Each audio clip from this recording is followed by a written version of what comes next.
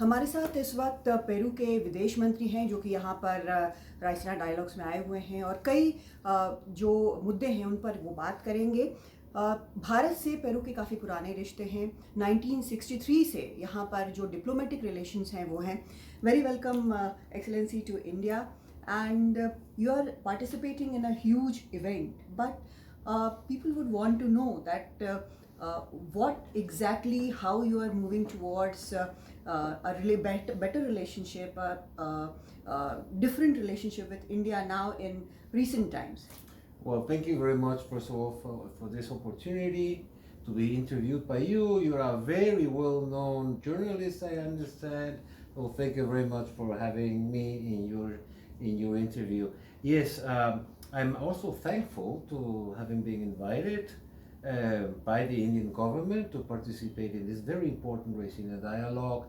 It's, I think, a very important building block of the so-called global South. We have to talk about things that puts us together in this, I think, a very new and very fluid international scene and setting. And of course, it is also an opportunity to strengthen and deepen the Indian-Peruvian relationship. You know, we don't have an FTA yet. Yes. We are negotiating one, but nevertheless, Peru has as its fourth global trading partner, India. Mm-hmm. We have almost 6 billion total exchange of trade. Yes. Mainly, we're talking about minerals, we're talking about gold, silver, copper, but also talking about cocoa, etc. But this is not the only thing that puts us together. We have also, for example, our ancient history. True. It is absolutely worldly well known that India is a cradle of civilization. So is Peru. And this is also something that we can really talk about together. How is it that India became to be a cradle of civilization and Peru also? But we can also defend together our cultural heritage. What you have in said, UNESCO. Excellency, I would ask two questions from that. First one, you have talked about FTA, Free Trade Agreement की बात कर रहे हैं यहाँ पर विदेश मंत्री Peru के. Should we expect that it will be done in this year? इस साल हो जाएगा? Well, you see, this is a beautiful song that I love. It's called There's a Time for Everything. Yes. And I think it'll come at the right time. Now, having said that, we really hope that this right time will be for the FTA to be signed between Peru and India at the end of this year. Right. We already have worked, I think, 7 or 8 rounds, Meetings, yeah. technical meetings. Right. I think they are very far. Progress has been very good. Okay. So we are just making the final touches. Normally, you take between 9, exceptionally 11 rounds, no, Right. of trade negotiations, and I think we have ample time to sign everything afterwards. Let's say by the second semester of this year. No?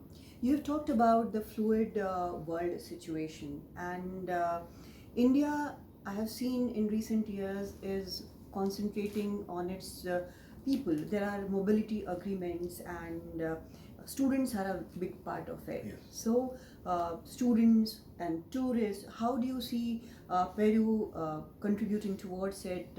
Aligning with India in this context, because tourism is very important. Students nowadays, Indian students are going everywhere.